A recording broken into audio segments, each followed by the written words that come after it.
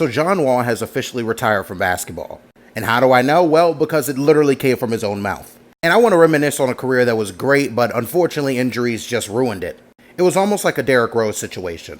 John Wall was literally a top 2 point guard in the league in his prime. Complete 20 and 10, get you 5 rebounds, fastest guy in the entirety of the NBA. But even before then, guy was hooping. He is the owner and creator of one of the greatest high school mixtapes you will ever witness. A 6'5 guard that was the fastest guy on the court and could dunk like a forward.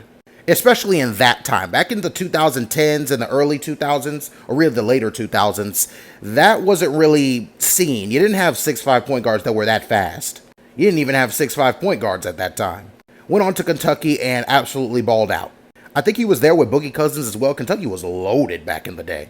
And of course, he was the number 1 overall pick to the Washington Wizards. The small shrivel of success that the Wizards have had since this man has entered the league have been because of him and like Bradley Beal and a couple other people. Shout out Otto Porter, Marcin Gortat. They had a good team over there.